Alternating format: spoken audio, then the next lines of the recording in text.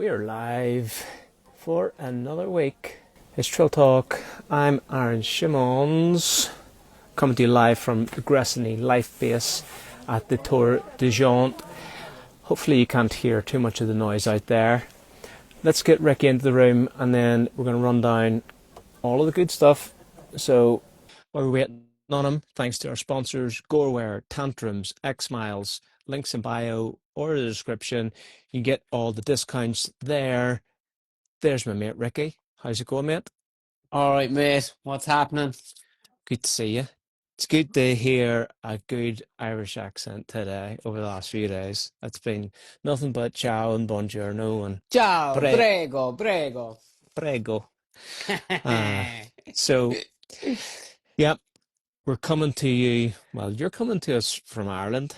I'm coming to you from Gressony Life Base on the Tour de Géants route. That is 204 kilometers into the beast that is the Tour de Géants. I've just arrived here. I was at Refugio Nile, whatever way you call it, which is probably only like 6, 7, 8 kilometers from here on the course. So actually the leader's probably going to arrive in here in about 30 minutes. Thankfully, I do not have content duty for the current leader, who is Victor Richard. I do not need to follow that guy. So I have a little bit of extra time before the athletes that I'm following How get in. far? How far is Martin? We'll get into it later, but how far is Martin behind the leader right now? It was about 20 minutes, 25 Oh. minutes. Um, so look, let's get the agenda out of the way. Let's people know what we're going to talk about. This is Trail Talk every Monday. Sometimes we do it on Tuesday, the odd time. Every week, without fail. Ricky, we're going to hit a year of weekly podcasts in the next couple of months. So that's exciting. But on today's agenda, it's Tour de Jean special from the Life Base. We're going to get into a lot of the drama that's gone unfolded, some breaking news just in the last 30 minutes. Mm. We need to talk about the training. Yeah, You've got something massive in 2 weeks, the World Champs. yeah. We're going to talk about that. And then, yeah, if anything else comes up, we'll talk about that too. So ask me something about tour. I am an encyclopedia of knowledge today.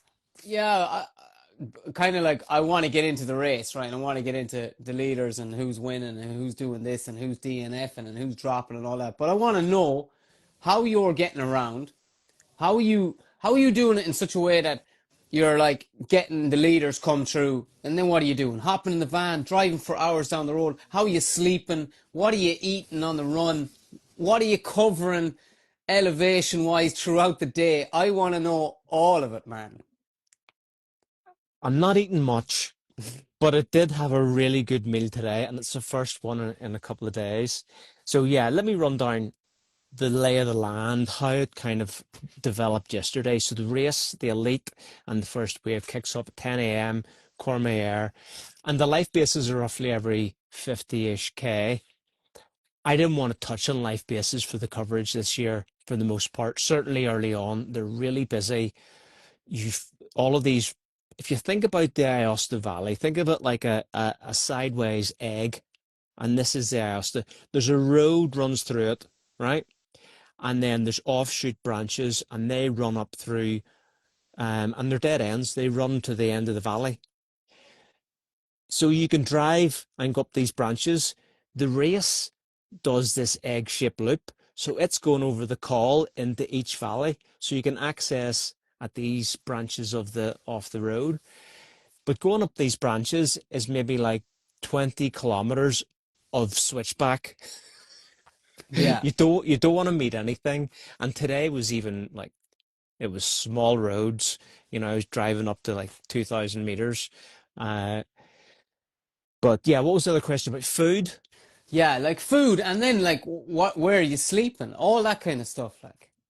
I'm in the Trail Talk bus.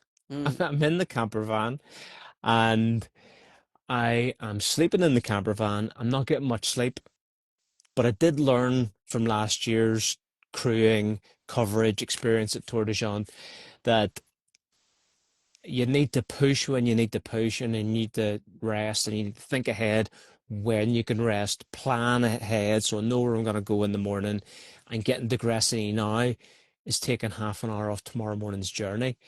So I'm getting around in the camper and tend to sleep at a hut or a refuge or something like that because it beats, you know, there's maybe I can use the toilets there. There's other people around it, so it's there's safety in numbers. You Stick can 'em. get a beer. You can get a beer.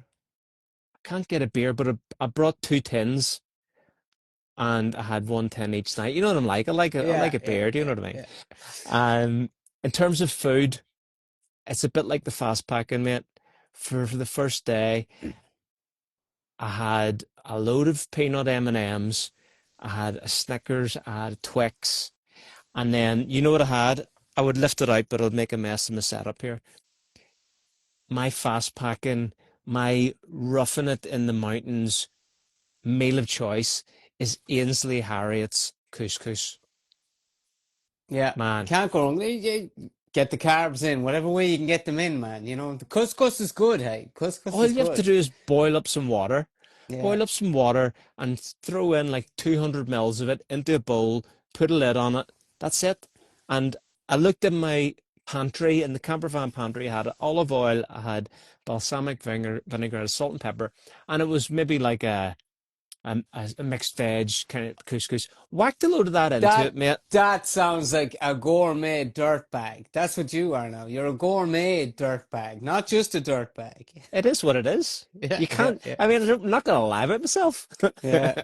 And another thing, like I know, and I'm sure everybody else knows, that you've been doing uh 2 evenings now where you've been on the live feed for Tour de Géants, which is super cool, right? Because that doesn't just happen like at UTMB. I think this is something that's very unique to this sport where they reached out to you and they sort of said, what's the story, Aaron? We know you're out on the course. We know you make good content. Do you mind coming on the live? How did that happen? How did that come about? Because that's been really good. It's actually been really good for me to catch up on what's going on in the race as well. Yeah, look, first off, no shade on UTMB, but it feels like you're dealing with a corporation whenever you're dealing with UTMB and getting the press pass. And I've never met anybody except a volunteer that's handing you over the pass and checking A your ID. volunteer, a volunteer. No, in UTMB, Okay, okay, okay. Yeah, yeah, yeah. they're volunteers. But the whole setup in tour, so I met the press guys a year ago, so we knew who each other were. And they're just like really easy to deal with, really nice people, personable. I'm chatting away to like the head of the press, talking to him about good scouting spots for content. And we're like WhatsApping back and forth all day, and the tracker's not updating for me. He's slipping me a wee bit of intel. Expect them in about 45 minutes. This type of stuff. So just really easy and nice people and good to Mm. deal with. They just reached out and said, would you be interested? I was actually chatting to um, the guy, and one of his colleagues came along on Friday, I think it was, and said, look, would you be interested in coming on the live stream and giving us an update, from the field? And just went from there. The first day I was a little bit green with it. I'd seen the broadcast last year. I hadn't seen any of these field updates apart from Silvano, or Silvan, I forget his name, the voice of Italian mountain running. Mm. Uh, and those are big shoes to fill. But we're on the English stream, so that's it. I'm getting distracted here because I just see James Ellison has joined. He might be away again, but he was in the tour, and I heard that he's dropped. So Nah. commiserations to James. I enjoyed listening to his podcast, the Centurion podcast, before the race. So yeah, shame to see that happening. But look, what was I saying? I'm coming in, I'm doing the tour TV every day around about 6:30, and just like 10, 15 minutes. What have I seen through the day? And um, this type of stuff. And we're sort of exchanging information as well to help with their commentary during the day. Yeah, yeah, and as well, like some of their tracker today was dropping off a lot today. So like even some of the places where you would have had more information than they had at the time, and you were able to like tell them what was going on in the race. And I just thought that was super cool that they're like, you know, they're not too big, or they're not too big of a race to say, "Hey, Aaron, do you mind telling us what's going on? You're up there, you're in the know. Just tell us what's happening." And I think that's really cool. It kind of makes, I don't know, a more human element to the race, right?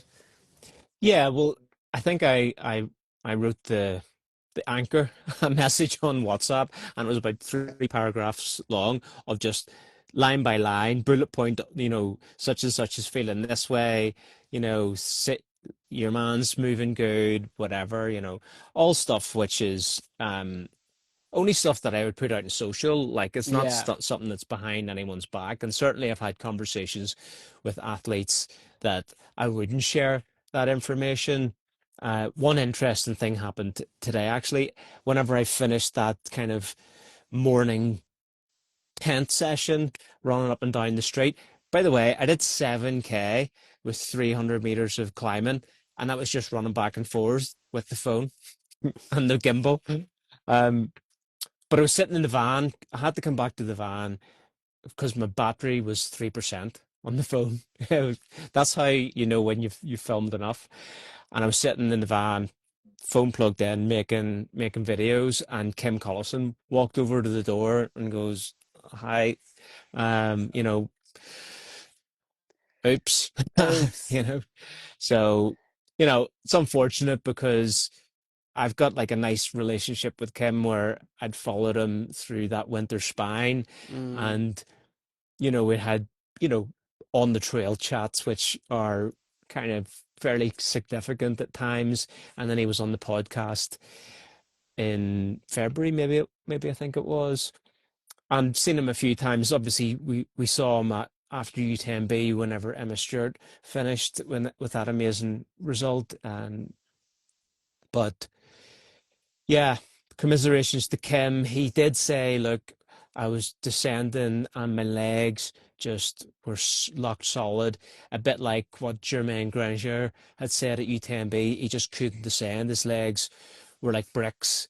And, yeah. you and I have said everyone can relate to like the legs just dying, but it feels like this is a stage more than that, that, um, Yeah, something there's something else wrong. There's like something to do with the nervous system, or something to do with that. Same as what you were saying with Jermaine, like as in there's something a little bit more than just quad DOMs, you know? Yeah, and last thing on Kim, he's like I said, any ideas why this may have happened, or is this totally out of the blue? And he said, "Look, I caught COVID around UTMB, and I'm it's clear from me, but you know what? There's something lingering in the body. That's exactly what this sounds like. Yeah. The body's still dealing with something, therefore it's not able to just function. It's just not firing properly." And that is one of the big problems with going to something like UTMB before you go to tour. You know what I mean? You're talking about thousands of people, big crowds. Like even ourselves, we do talk about it that you want to try and stay away from anyone. You know, we're not racing tour. I'm like racing the world champs, and I just don't want to get sick. I don't want to pick something up, you know, and vice versa. Like, but you know, sometimes you just run out of luck. So last night I went to Bivouac Zappelli, which was about a 8K hike and 1,300 meters of climbing. And then you know what? I should have left the watch on because I was running this out and back of probably about half a K, about 400 meters maybe, up a switchback, up two switchbacks, and then back down again. I'm sure it was another 5, 6K and maybe 400 meters. But mate, it was threshold training. I was Chasing. first off, I wasn't dressed for running.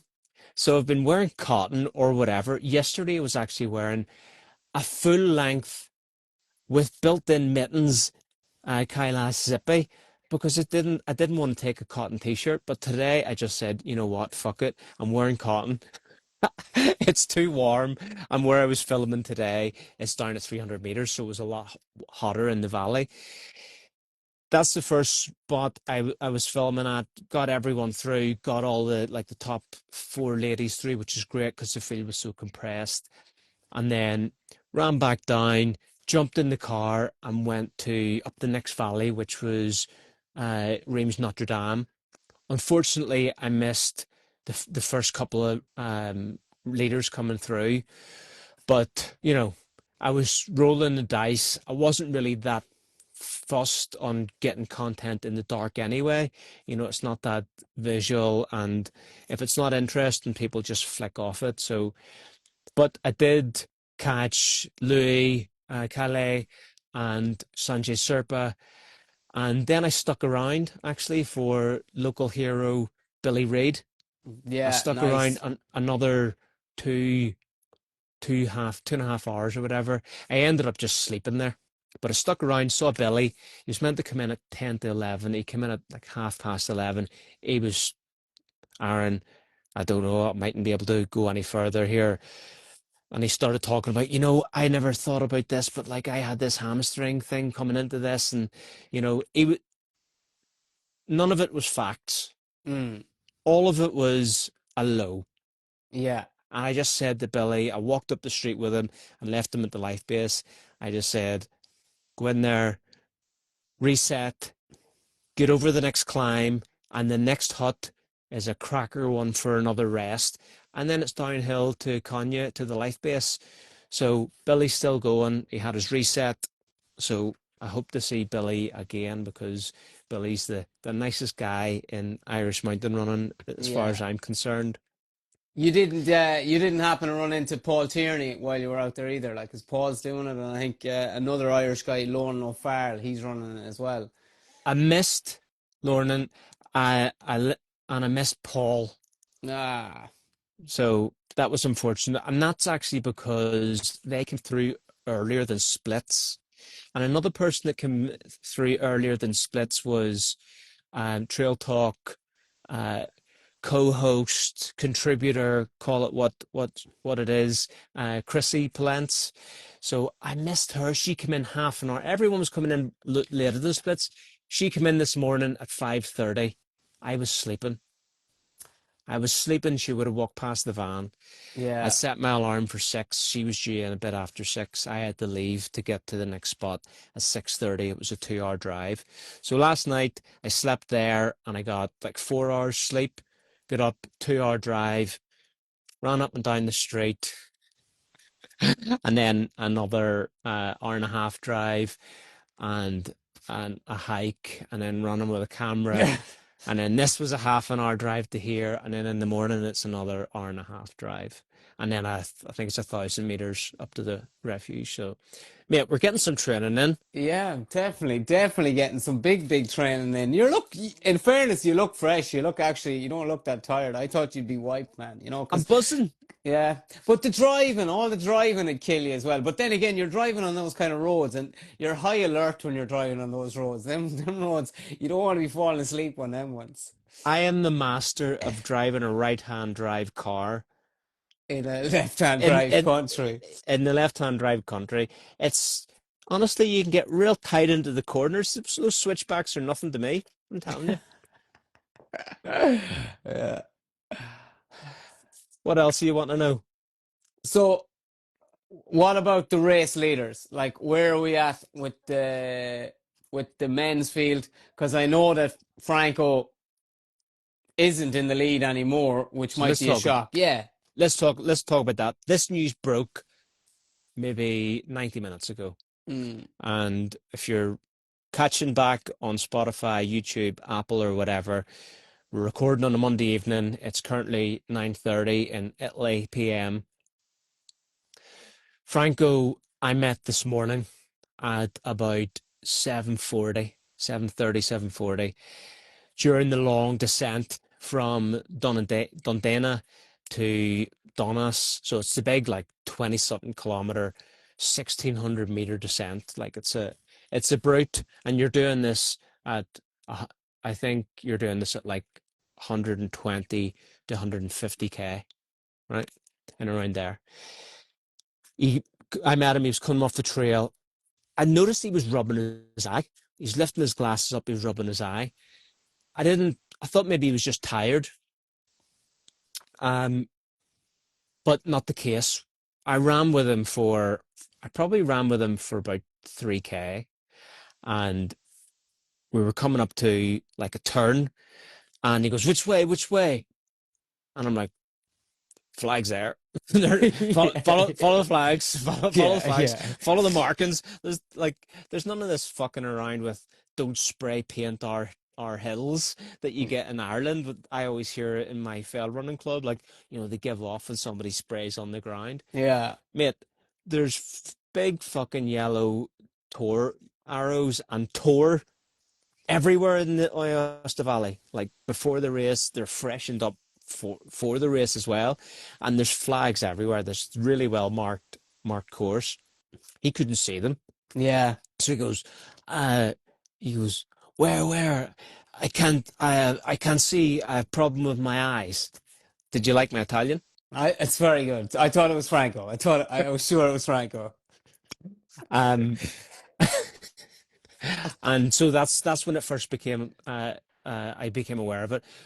I didn't share this with anybody. Didn't put it on socials. Didn't share it with the. That was at what time? That was at what time? Just so we know then how long he went in that condition before he actually dropped. Like, He dropped 12 hours after that. fuck. A blind man. He was basically a blind man for 12 hours, like rubbing his eyes, trying to get something out of his eyes that wasn't coming out of his eyes. Yeah.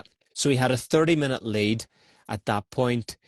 And my theory on why he just persevered with it was because it's a long descent. It's not overly technical. You could make your way through it. Then it's into road, quite a lot of road sections, not technical at all, through villages, not much elevation either. It's probably net downhill. Yeah, Then you've got a big climb up to Refugio Coda. If your eyesight's a bit funky, you can still climb, but after Coda, you need to be able to see where you're going. You've got yeah, technical mountain running up over 2,500 meters, yeah. and you're stringing through the mountains here to the next Refugio.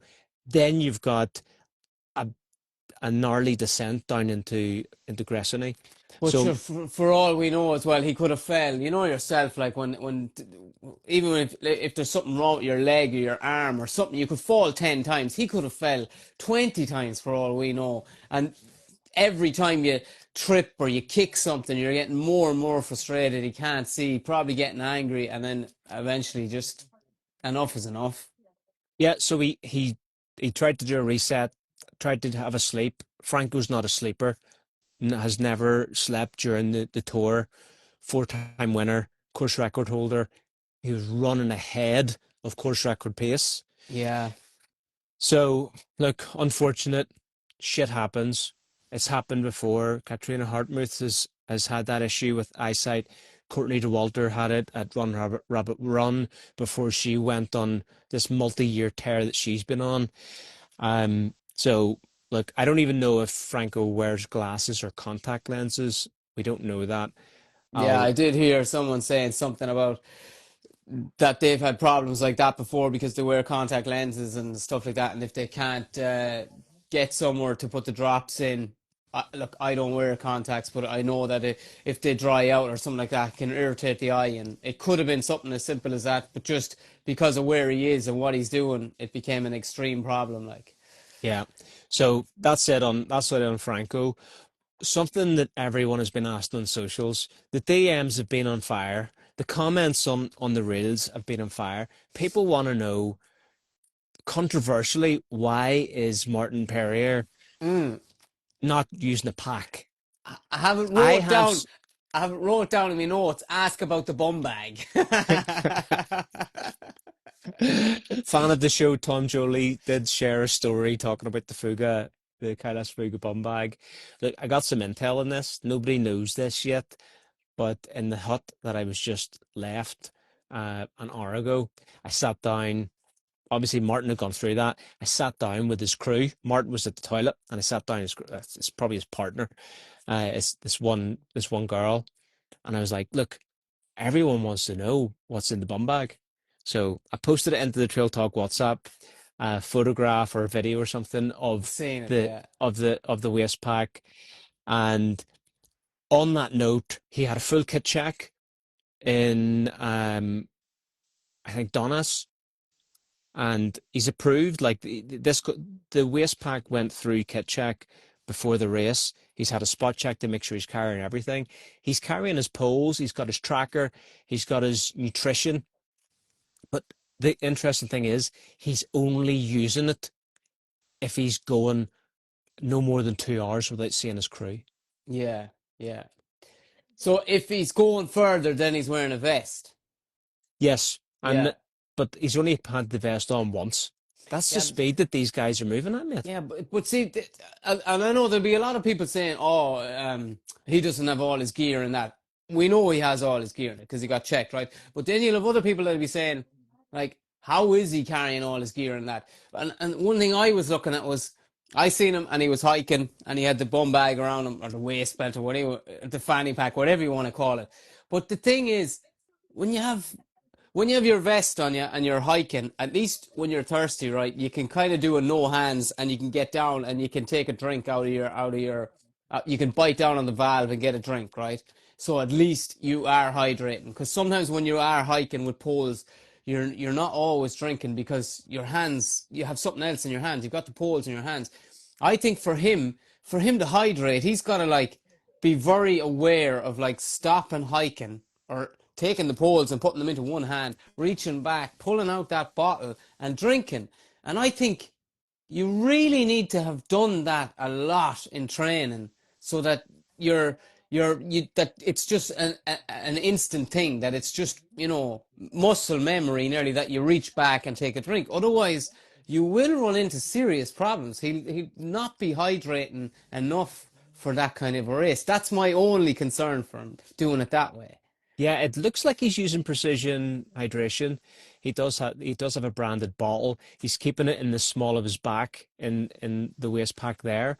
And look, you're totally right. Whenever I've seen him, obviously I've been following him with the gimbal, and he is faffing around trying to get it in Yeah. loads, and I'm behind him. I want to fucking grab it and stick to give him a hand. And I've seen him do that every time that he's been in front of me. He's got the poles at the front, which is Yeah. interesting. The poles look super light. They're these poles that have the drawstring through them. Pull them. Yeah, they're an Italian brand. I know the brand. I've actually held those poles. They are the lightest things I've ever had in my hand. Like even compared to the Lecky Ultralight, like they're way lighter, which is insane. Like, yeah. Yeah. One thing I'll say about Martin, I spoke to him at length a couple of times before the race. He's really smart. He is switched on. And I'm gonna get him on the podcast because the conversation that I had with him, I was like, "Oh, you're a really interesting guy to talk to," Mm. and he has like a strategy so he doesn't have to sleep.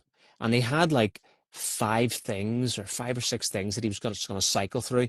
Like, if this doesn't work, do this. If this doesn't work, do this. And it was everything from caffeine and the normal things you would expect to spicy food to like really strong, sharp flavors. Like, just if that's not working, flip the caffeine. If that's not working, flip the loud music. Music. Yeah, I was gonna say. Yeah, I heard you mention that before. Yeah. And uh, he's going light. He thinks that uh, he said to me, "I don't think I'm the fittest. I don't think the grittiest. Uh, I think I'm smart, and I think I'm pretty good at all of these things." Mm. So I like his thinking. I like his thinking. Like, I'm looking at him and him doing it that way with just using that pack and putting all his gear in that. And like, even from the likes of Tom Jolie, I've been like kind of watching that style and kind of saying, I want to do that because like I'm not a huge fan of carrying a vest either. I find uncomfortable at times. It can be a bit of a hindrance at times. And if there was any way that I could do one of these longer races and still get all my mandatory gear in, that's what I'd be doing. I'd be trying to do it that way. So I'd be very interested to hear his strategy on what he's doing and when he's doing it and how he's doing it. Yeah, he has this really interesting quote, and I can't quite remember it. It was quite long, but it was about who wins at the 100K, who wins at the 100 mile, who wins at the tour, and you need to be this, this, this, and this. I'm gonna get him on it so we can tell the Trail Talk audience, because I was like, that's it. That's interesting Did, insight. did you did you tell him your mantra? I've told a few people. I told Billy Reid. I told Yeah, Chrissy. I've told a few people. yeah, yeah. Get up that hill. It doesn't fucking It matter. doesn't fucking matter. Yeah, yeah. One of the other things then people have been asking about is, and I see Josh has actually mentioned it. We were coming to it. Is Jai Zhu, the Chinese runner, 10th at UTMB, Yeah. the guy in the jacket, mate. He started tour in the signature, fully covered, and in a balaclava. Yeah, yeah, And then I was talking to one of the other runners in the race late, like today, this morning, I think it was, and they were like, "Oh, I didn't know that that was him." We were all in the pen going, "Who's this guy in the balaclava?" Because see when the race started, he gunned it. yeah. He gunned it. Like you do a loop round town and then you come down and you go past the sports centre, just like probably like 3K or 2.5K before you hit the trail. He was at least half a K in front after a mile or whatever. Like you couldn't see the pack. He was away. Honestly, he was at least 400, 500 meters gone. It's like, what the heck? I posted a picture on Instagram yesterday, but it was so blurry. Yes. He was, It looked like he was running away from a bank. yeah. But look, the guy has been fully clothed in the jacket, gloves on today. So I Yeah. was in, I was in Bard, 147 kilometers into the course. It's also on the route to Donas. It's the lowest part of the course. It's 300 meters above sea level. It's the lowest point by probably six, 700 meters easy. And like some of the life bases are when you're going up these valleys, you're going up. Like last night, I slept at 1,700 meters in this little village. So he went through Bard today, and I was doing follow cam. It was probably about 10 a.m. I think it was just before 11 because it was 24 hours or 25 hours into the race. Fully zipped up, gloves on, lecky gloves over the gloves, sweat beating, bleeding out of him, Yeah. lashing off him, hair soaked. He's running up the street in Bard. It's about a 3%, 4% grade. Oh, And he's like, what's the temperature there? It's not that cold, right? no, it was probably at that time in the morning, maybe 17, 18. Yeah. In It's this, and it's insane. sunny as well. Like it was lovely and warm. I was just in a t-shirt at that point. But he's no hat on. So the hair, right? And he's got the gloves and he's like this, like wiping the sweat off his face. I'm like, mate, just take a few layers off. Yeah. Just take coat off. Take gloves What off. what's that about? Like, because anytime I looked at him, because I'm here in Ireland, right, and I'm thinking, so the weather must be brutal. Like he's layered up to the nines. Like he's got so many layers on him. He got a balaclava on him. Man, the weather must be brutal there. But then I see the old pictures coming up on the socials, and it's like, no, it's cream cracker of a day. So what the fuck is he doing? But he's like, in terms of the weather, it's been every type of weather. So it's been hot, it's been cold, it's been a little bit stormy, it's been Yeah, wet, but there's been no extremes. yeah, But he's wearing the same this morning that he was wearing last night in probably on the calls. It was probably about 6, 5, 4, 3, whatever, with a bit of wind chill as well. So I don't know. yeah. Is it I'm like, gonna find out. I'm gonna find out. yeah, I don't know. Unless it's like, that he's just after running another massive ultra only a couple of weeks ago, finished 10th. His body is in such a state that he doesn't know if he's hot or cold. You know what I mean? Where his like his whole complete nervous system has shut down and he has no regulation of heat or cold or anything because he's just gone from one extreme ultra to another. It's mental. It's Uh, mental. Unbelievable. I see Runford Adventure Lloyd has just joined the live. He's in over in Cormier as well, doing some stuff with Kailas, and they're running the 30K later on in the week. But check out their page because they're doing like a Kailas group run on Wednesday in Cormier, and you get a chance to test the shoes. Sweet. Right. What else do we need to talk about? We need to talk about Louis Calais, right? Because he has been chill. Quadzilla, by the way. Mm, Quads on him like a horse, like Big Dimitri, only he's French. He was sleeping at 3,500 meters in a hut pre-race, getting altitude acclimatization in. He's been in super good form the whole time. No highs or lows, very consistent.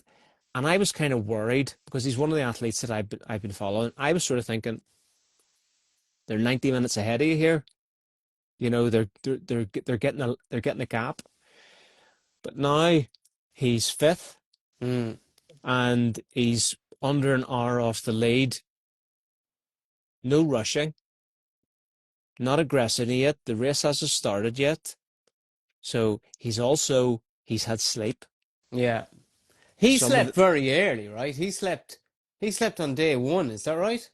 he slept in Konya, which is the second life base, which is 100K, Mm, and they probably hit that in the morning, mm. like early, like yeah, early hours of the morning. Maybe hit that at 4 a.m. or something like that. So Yeah, because it's unusual to sleep that early. Like normally the strategy is like you sleep when you can't walk. Like you sleep late because you try and get as far up the course as you can. But I think that's a pretty good strategy. You know, that way you're keeping your cycle of like what you've been doing up to the race. You get a good night's sleep, and then you can attack. Like you can attack a lot harder than what the leaders are actually moving it. yeah, big difference visually in the people who have slept and those that haven't slept. Like even if I think about Franco as an example, he was he kind of looked tired, but he was moving well. Mm, Martin hasn't slept. He has like I was gonna say a weird style. It's not a style. He's got like uh, a kind of a racing energy. Do you hear the cheers? mm. That's the leader coming into Gressony. So live from the life base at 204 kilometers. Richard Victor, I'm guessing. I'm guessing. Yes. Yo. It is. And that is, yep, 2 minutes, 2 minutes ahead of schedule, I think. So, yeah, and Martin has like this kind of, it feels like he's always getting after it whenever you see his running. Like, he's just, he's, I'm not quite sure how to explain it. There's like an energy or like there's some sort of energy to it instead Yeah. of just Well, robotic.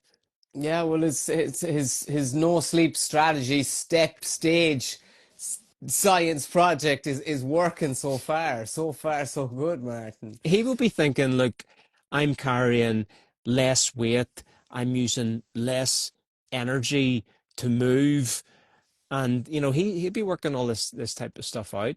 Mm, yeah, yeah. Whereas some people that he's passing will be saying, "Fuck you with your little pack on you. It's not fair. Why are you not wearing a pack?" And that will actually get in their heads as well. Hey, that will get in their heads. They'll be thinking, "How is he doing that with that little pack?" You know, and that'll Yeah, be another reason for them to be in bad humor. Like in bad humor, I'm telling you, it spreads and spreads and spreads. yeah. So, question in the chat from Josh: how long do leaders normally sleep? 20-minute power naps or 2-hour resets? Louis, 90 minutes. That's what he planned to sleep. That's what he slept. and he said he would do it again if he felt like he wanted to or needed to. Actually, I'm pretty sure he is going to. Mm. Um, the others were not hearing anything other than like I know that Victor he also had a 90-minute sleep in Konya as well. So no power naps. It's probably too early for the power naps. You know, maybe you do a bit of a sleep and then you grab a power nap later on in the race to try and reset the kind of the sleep gremlins. I wanted to tell you about the a little bit more about the Martin no pack waist belt thing. Every time I've seen Martin and I've been on the follow cam, so it's like 3 times, he's been with somebody, but like I've watched him close like half a K. I've been with him and he's passed them, Yeah. right? So that's what I'm saying. He's always like moving quicker than whoever he's around. And like now he's up in um Third, he's in third place third. now, but Yeah. he wasn't second. Uh what do you call the guy? Simone Corsini. Corsini. Yeah, yeah. Yeah, he passed him on the descent down into the last into Neil. So we'll see how that goes.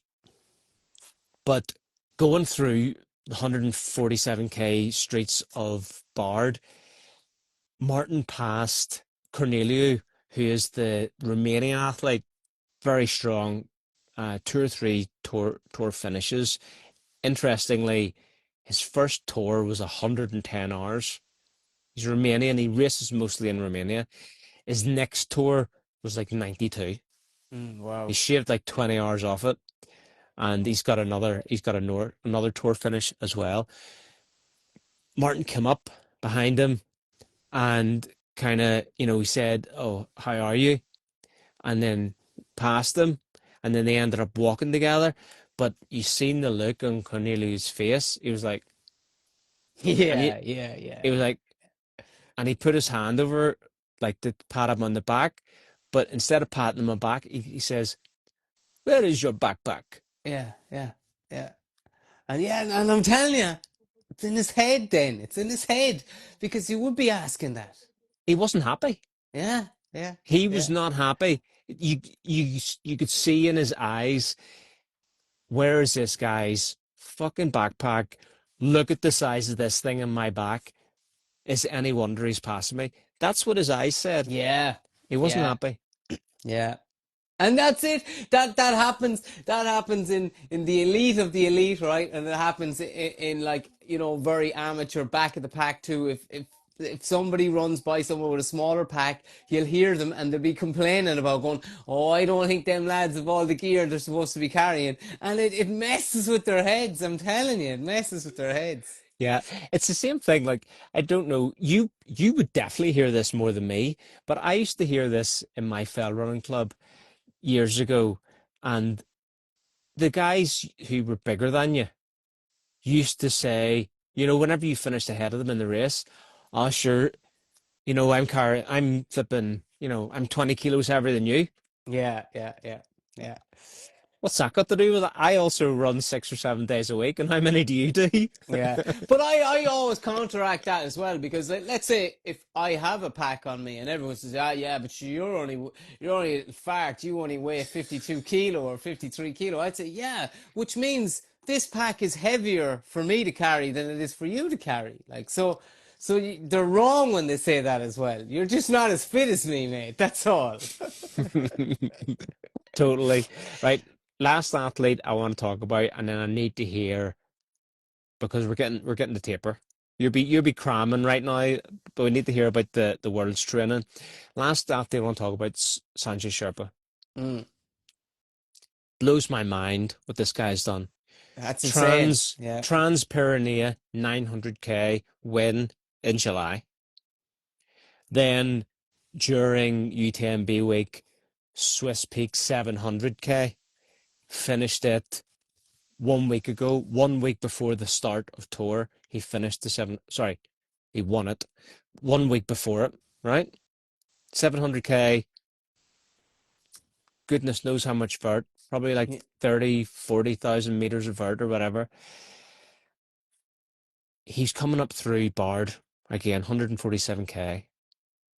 I said to him, "How's it going? How you feeling?" I rarely ask that, but I was trying to get a little bit of commentary for people, um, just to sense the mood. And he just, it took him like 5, 6 seconds, and he was like, and he just goes, "Tough." That was it. Okay. Tough. And then he squirted the bottle into his mouth with his eyes closed. Tough. Man was deep in the pain cave. Deep. Sitting in. Oh, I want to say he's just outside the top 20. The last time I checked, or is he inside the top 20 now? No, so he was like, because people have dropped and people also have slept, he moved up into the top 10 Oh, wow. after I had seen him. Mm. So we moved up from like probably maybe 12th-ish. He moved up when he was in the pain cave. He was dying Yeah. inside The, and he kept moving forward. the only thing we're missing here is an image in the corner or somewhere in the screen of his foot that we saw last week. You see his foot after the Swiss Peaks or the Swiss Alps 700, whatever. It was like his foot. There's his foot, and he has this massive like. I don't know Bunyan. what bunion, but it's like a bone. It's like it's not a bunion. It's like an extra toe sticking out the other side of his foot. I'm there going, how in the name of God can he put a shoe on? How can he put a shoe on? He's got to cut a hole in the side of a shoe for that to fit, right? Well, he did, but not now. Like it's gone or whatever. Because I looked at his shoe. I videoed his shoe Mm. because I wanted So, to see is so there a bump on the and, side of it. and what's he wearing? The Kaila's 330? Is he wearing the 330? He's So wearing the anyone, 330. anyone for looking for a wide fit shoe, it's the Kaila's 330. The Fucking hell. shoe that can accommodate your bunion. Yeah, I tell you, that's one for the Trail Talk group because everyone in the Trail Talk group has hobbit feet. They have hobbit feet, so the Kyla's 330 is going to work for you all.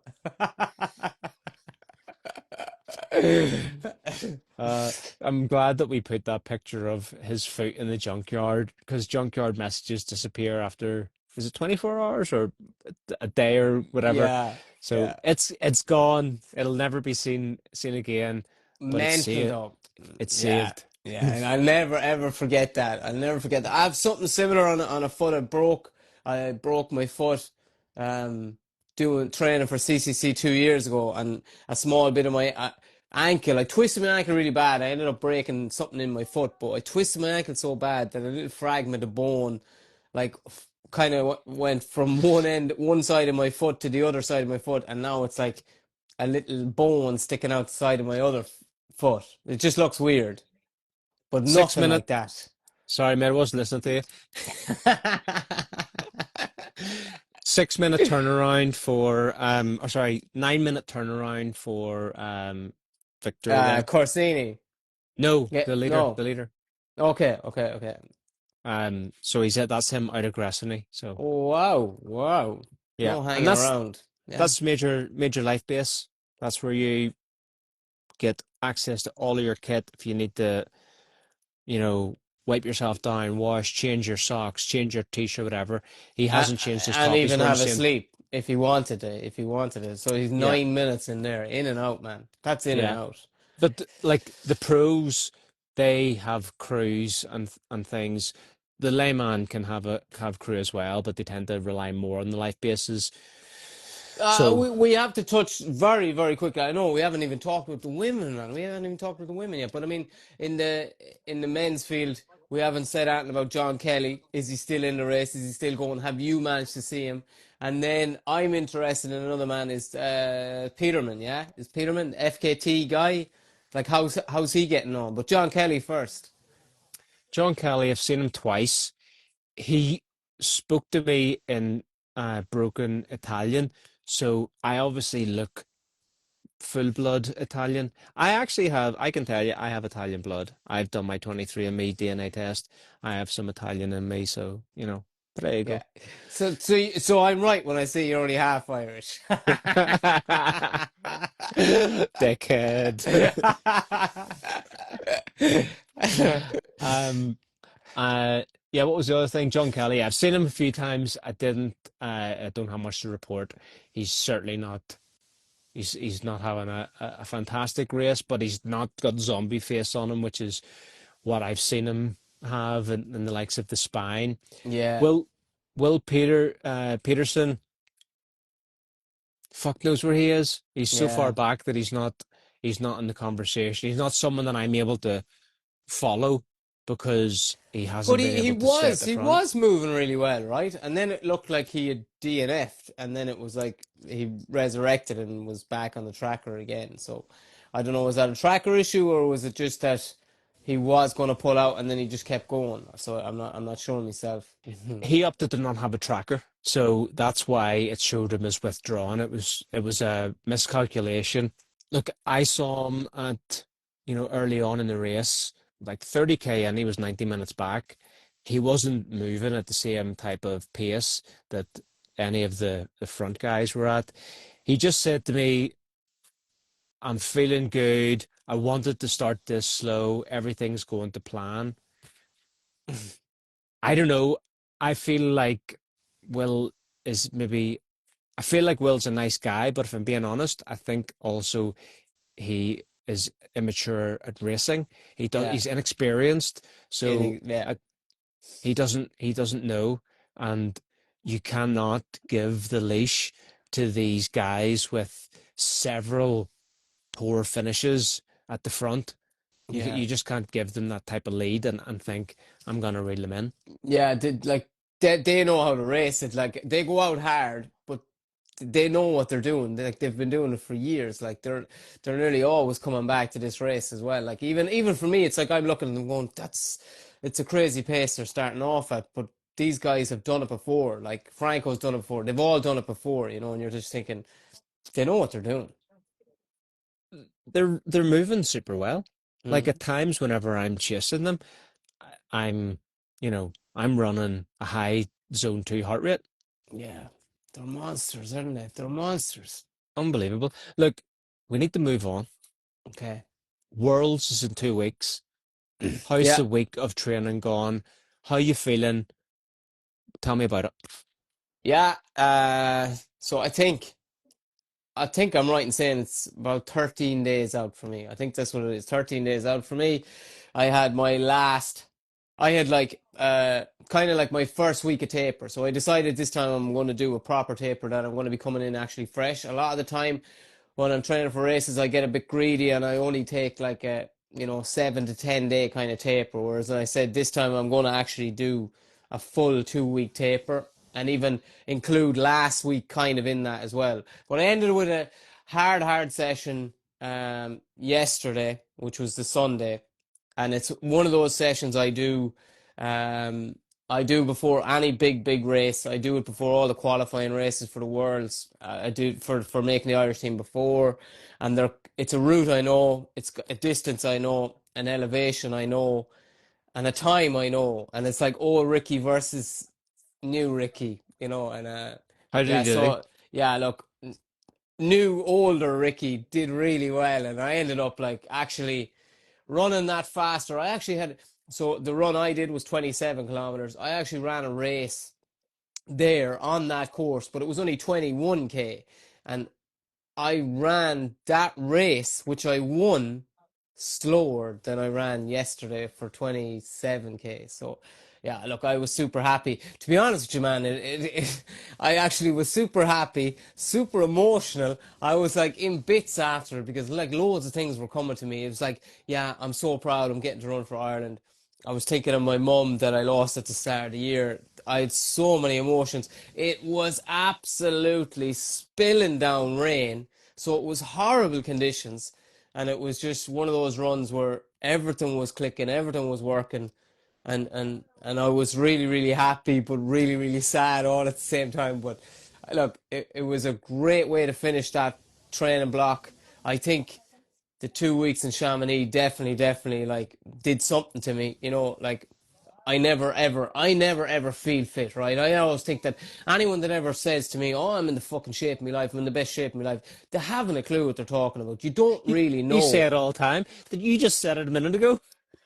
Yeah, but like you know what I mean. You never really know how fit you are until you do something like Yeah, that, yeah, yeah. and and then you compare, and that's the only way you can do it. It's like when you compare old you to new you, and that's it. Otherwise, I'd never be able to gauge it. I'd never be able to say, oh, I feel really fit because number one, you're training hard all the time and you're working hard, and a lot of the time you're training on your own, so you have nothing to gauge it off anyway. It's not like Yeah. you're running with somebody that you can say, oh, well, I'm way fitter than him or her or them. So So what was look. the what was the session? This you did this 27K hard run. What was the intensity blocks through it?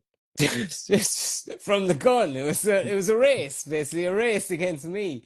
So it was like hit everything hard, hit everything. Don't let up. Like it's full gas for 27K, full gas. See how fast you can do it. Like it was.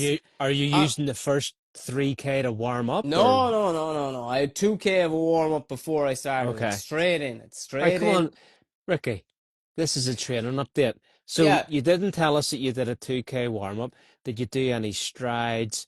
no strides. Break it No, down. no strides. But The we'd say people want to know this. yeah, we'd say the run itself. So the run itself was 27K, 725 meters of elevation, right? And it's fast, runnable trail, but then it's got some punchy climbs on it, and it's kind of like a horseshoe kind of a loop. I fueled really well, so I had like a drink mix with 60 grams of carbs in it, and then I had two beta fuel 40 grams as well. So like I fuel really well on it. So I took two gels so after 30 minutes I popped a gel. 30 minutes after that popped another gel, and then as I was running the last section I was drinking out of the bottle. I was running pretty light, you know what I mean. I just had a waist belt on me, and and my headphones, listening to music, and just pushing hard. I was making sure that all the climbs I was hitting them. It was solid, honest effort, and we'd say effort based. We'd say like I was like surely like 8 to 9 out of 10. So yeah, yeah, like 9? proper, yeah, 8 to 9 out of 10. Yeah, it's one of them where Man was burning matches. burning matches, yeah, because that's it. It's the last hard, honest effort you're going to do 2 weeks out, and I think you always need to go 8, 9 out of 10, like to know what you can handle. And then the great thing about it is that I woke up this morning and felt great. Ran this evening, felt great. Legs a little bit tired, but moving really well, moving through the gears, no problem, no aches, no pains. So look, I'm not saying I'm going to win the fucking world champs, but I'm going in No backtracking confident. now. Yeah, No fucking backtracking. I'm going in a happy place, and I'm going in ready to see how hard I can push. What was your average gap? You like this. So my average gap again, 27K, 725 meters of climbing, 413 was my gap. Like yeah. Ouch! Yeah, so That's it was nice. nice. But my average pace, like we'd say, average pace overall was I think 440 per kilometer. So I was moving. I was moving. Nice. I like Mm. it. What shoes were you wearing? Tech the next three, the shoes I will be racing in. So that's I think I took them out of the box in Chamonix, put a couple of miles on them in Chamonix. That's it, and I'll save them now for race day now. Is that confirmation then that you're not going to wear the Rocket X Trail? Not 100, not 100%, not 100%, but more than likely it'll be the rocket the Tech the next three. But Interesting. not 100% just yet. Again, it depends on a few factors like weather as well. Like let's say the weather over there at the minute right now is 23 degrees, which is nice. When I fly out there next Wednesday, it's saying it's only 7 degrees. So big drop in temperature. Yeah. So it could be very, very cold, could be wet. You never know. It's the mountains, man. You never know. You know the crack. Yeah. Oh wow. That's interesting. Mm. Anything else that we're going to cover before we move on to the next segment and close it down? No, unless you want to tell me, like you're training flat out over there, kind of like you're getting big miles in. I don't know what you want to talk about there. I don't really have a training update this week because my sort of strategy after the fast packing was you just run. So I was Mm, just running in Cormier and trying not to get vert. But like a flat run was like 4 or 5K, you got 300 meters. So it's yeah. not like, so I then sometimes I'll also think like, you know what? All of that low intensity stuff for the backpack, you're not running as much. I think I had 2 days off last week, so I ended up just running harder on the days I was running. So I did like I did a hard up and down one day, and I was absolutely fucking flying. I Mm. had like 340 gap or something in a couple of the Ks. Wow. Wow. I'm impressed. I'm very impressed, eh? You're in the shape of your life, man. You're in the shape of Ah, your shit in life. my life. Yeah, I was gonna say that. You just need to, you probably win that race now next month. So just went hard, doing like what we've been talking about over the past lot of weeks. Try and cram as much threshold in as you can, and force the easy stuff to be easy. So Yeah. look, I'm not thinking too much about training. I'm doing what I need to do. I'm not even have stopped wearing my heart monitor. I'm just going by feel And your because feel is steady. Your feel is steady. Would that be right? Would that be right? We'll get into this on another show. But I mean, when you don't have your heart rate monitor on, you're running steady. I know you're running steady, and I'm running steady all the time. And people think that's the gray zone. I don't think it's the gray zone. I think it's the right zone. I am fully in on the Ricky Wynn training philosophy. I'm like, Mm, fuck the junk miles. Burn yeah. yourself out on threshold and then hobble around on your easy days. Yeah. Yeah. Easy days are days that you can't run hard, and every other day that you can run hard, run hard. Yep, that's the Chill Talk way. Bend or break, one or the All other. right, let's shut it down because although we're having the crack, I have to upload this to Spotify, to YouTube, to Apple on shitty Mountain 5G, and it will mean that I do not get to sleep for many hours tonight. Mm, So, only community racer I can think of was Alan Stratton. He ran like 7:30 something for, was it Sleep Boom 40 miler? Is that right? Sleep Bloom, yeah, so it's 70K. It's Sleep Bloom 70K icon. 70K. Yeah, Yeah. yeah. It might Um, actually be like 72K or something like that, yeah. oh, well, we'll not Took split a few hairs. wrong turns, like so many people. So I'm guessing some of the Americans, there was an issue with some of the Americans, but a lot of people took wrong turns this year, and I've heard that before in the past. A few people took wrong turns in that race as well. But did, I want to say he finished fifth. I want to say he finished I fifth. don't know the position. I just looked at Mm. the time and thought that's solid time for the distance. Yeah, he was And looking for sub eight. He got sub eight. He got what he got what he wanted, you know. yeah, so you'd have to say I kind of extrapolated it out to go what would his 50 miler time, what would an 80K time be? And I thought, yeah, that would give him a solid, if it was an 80K, he would have ran a decent time. Mm. So that's kind of that came to mind whenever I looked at it. So nice running, Alan. Mate, that's all I got. I gotta go. I gotta get Yeah. into this life base. I gotta like charge Look, my phone and I make more can't go. I content. can't go. I can't let you go without one more shout out, and that shout out is a different race. It's in the 450, and it's Brian Mullins. Our man Brian Mullins from Ireland is in second place in the 450. So big shout out to Brian. We're both big fans of Brian because he's a dog. He's an absolute dog. He can do the big, big, long stuff, and he can rip up the short stuff. So yeah, keep her lit, Brian. Keep her lit. Yeah, definitely. And he went out on Friday night dressed like he was going to dressed like he was going to the fell race. Mm, The shortest shorts, and he wasn't wearing these shorts for vibes. He was wearing these shorts in the same way that an owl boy pulled the yeah. shorts that were 20 years old out. And there must have been like 2 inch split shorts, and the t-shirt, an old tour t-shirt, finisher t-shirt tucked Yeah, in. yeah, He yeah, was like a whippet. But there's not a pick on him. Like he's just solid. He looks like a block player. I'm telling you, he looks like a block player. But one more thing on him, right? And then I'll let you go. But Ah, he was running PTL, and the only reason he didn't finish PTL is because his buddy Joe O'Leary, another great runner from Ireland, but Joe got really bad sunstroke on day one, and it ended up there was only the two of them, so he couldn't finish it on his own, and he had to run it in himself after 24 hours or 27 hours, something like that. But he would have done PTL and then went over and done Tour 450. That's the man we're talking about right now. yeah, Lunatic. yes. I've learned something from being around these people that are doing Glacier and that are doing Tour de Géant. They're just they're minimizing the scope of this. They do not have the same type of nerves that I would associate with people who might also procrastinate, Mm. people that might overthink stuff. Underthinking. There we go. That's why you're light.